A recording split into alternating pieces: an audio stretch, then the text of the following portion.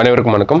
நம்ம டெய்லியும் prelims and mains point of வியூல கரண்ட் அஃபேர்ஸ் ஆர்டிகல்ஸ் பார்க்குறோம். இன்னைக்கு என்ன ஆர்டிகல்ஸ் இருக்கு அப்படிங்கிறத பார்ப்போம். முதல்ல பார்த்தீங்கன்னா, காங்கோ விவகாரம் அப்படின்னு சொல்லி குடுத்துருக்காங்க. ஸோ காங்கோ அப்படிங்கிற நாடு பார்த்தீங்கன்னா, அதிகமான இந்த கனிம வளங்கள், தாது வளங்கள் அதிகமாக இருக்கக்கூடிய ஒரு நாடு. சரிங்களா? ஸோ இந்த தாது வளங்களுக்காகவும், கனிம வளங்களுக்காகவும் நெறைய போட்டி அப்படிங்கிறது நடந்துட்டே தான் இருக்கும். அந்த ஊர்ல இருக்கக்கூடிய உள்ளூர் மக்களும் என்ன பண்ணுவாங்கன்னா, இந்த தாது வளங்கள வெளிநாட்டு சக்திகளின் கையில போகக்கூடாது அப்படிங்கிறதுக்காக நெறைய கிளர்ச்சி குழுக்களாக இருப்பாங்க. அதுல ஒரு கிளர்ச்சி குழு தான் பார்த்தீங்கன்னா, M23 அப்படிங்கிற இந்த கிளர்ச்சி குழு. இந்த கிளர்ச்சி குழு பார்த்தீங்கன்னா, அங்க இருக்கக்கூடிய முக்கியமான பல பகுதிகள வந்து கொஞ்சம் கட்டுப்பாட்டுல வச்சிருக்கக்கூடிய கொஞ்சம் பெரிய அமைப்பாக இருக்காங்க. பார்த்தீங்க அப்படின்னா, நமக்கு புக்காவு நகர், அதே மாரி அதுக்கு பக்கத்துல இருக்கக்கூடிய கவுமு நகர்ல இருக்கக்கூடிய விமான நிலையம், இந்த மாரி முக்கியமான பகுதிகள கொஞ்சம் கையில வச்சிருக்காங்க.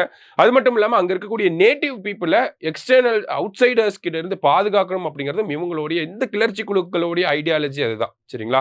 ஸோ இவங்களுக்கு பார்த்தோம்னா, அண்டை நாடான ருவாண்டா நாடு வந்து அதிகமான மிலிட்டரி சப்ளைஸ் வந்து இந்த ராணுவ உதவிகள் எல்லாமே, ஆயுத சப்ளை எல்லாமே வந்து பண்ணிக்கிட்டு இருக்காங்க. அதுல ராணுவ தலைவர் ஒருத்தர் இருக்கார். ருவாண்டா நாட்டினுடைய ராணுவ தளபதி ஜேம்ஸ் கபோரப்போ அப்படிங்கிற ஒருத்தர் இருக்காரு. அவர் மேல அமெரிக்கா அதிகமான பொருளாதார தடைகள வந்து போட்டிருக்காங்க. ஸோ அதுதான் ஜஸ்ட் குடுத்திருக்காங்க. ஏன்னா ரொம்ப நாளா நடந்துகிட்டு இருக்கக்கூடிய ஒரு விவகாரம். காங்கோல நடக்கக்கூடிய பிரச்சனை. ஸோ என்னன்ற ஒரு ஜிஸ்ட்ட மட்டும் நம்ம தெரிஞ்சுப்போம். சரிங்களா? அடுத்ததா பார்த்தீங்கன்னா, டைம் இதழின் சிறந்த பெண்கள் பட்டியலில் அசாம் வனவிலங்கு ஆர்வலர் அப்படின்னு சொல்லி கொடுத்துருக்காங்க. ஸோ பல்வேறு துறைகள்ல சிறப்பாக பணியாற்றக்கூடிய பெண்கள வந்து இந்த டைம்ஸ் இதழ்ல வந்து வெளியிடுவாங்க.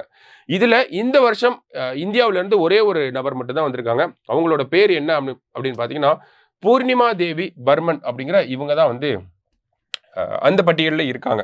ஓகேங்களா? ஸோ இவங்களுடைய பணி என்ன அப்படிங்கிறது இதெல்லாம் நமக்கு கேட்கலாம். சரிங்களா? கொஞ்சம் தெரிஞ்சு வச்சுக்கோங்க. ஹர்கிலா என்ற வகை நாரை பறவை இனத்தை பாதுகாக்கும் முன்னெடுப்புகளை இவர் மேற்கொண்டு வருகிறார். ஹர்கிலா அப்படிங்கிற இந்த பறவை இனத்தை பாதுகாக்கிறதுக்கான பணிகளை தான் யார் பூர்ணிமா தேவி பர்மன் வந்து செஞ்சுக்கிட்டு இருக்காங்க. சரிங்களா? அவங்க ஹர்கிலா ராணுவம் அப்படிங்கிற ஒரு 20,000 பெண்கள் கொண்ட ஒரு குரூப் வந்து வச்சிருக்காங்க. ஓகேங்களா? ஒரு வாலண்டியர் குரூப் மாதிரி வச்சிருக்காங்க. இந்த குழு என்ன பண்றாங்க அப்படின்னா, ஹர்கிலா பறவைகளுடைய கூடுகளை பாதுகாக்கக்கூடிய பணிகள்ல ஈடுபட்டு வராங்க. சரிங்களா? ஹர்கிலா பறவைகளின் கூடுகளை பாதுகாக்கக்கூடிய பணிகள்ல ஈடுபட்டு வராங்க.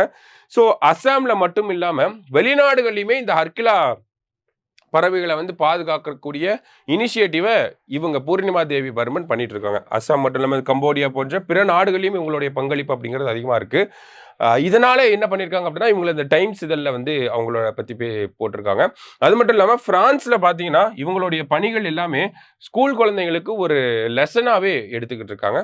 ஸோ கொஞ்சம் சிறப்பு வாய்ந்த நபர். இவங்களுடைய பங்களிப்புகள பத்தி நமக்கு ஸ்டேட்மெண்ட்டா கூட கேட்கலாம். அதனால தெரிஞ்சு வச்சுக்கோங்க. நாளைக்கு டிஎன்ஏல மீட் பண்ணலாம். Thank you.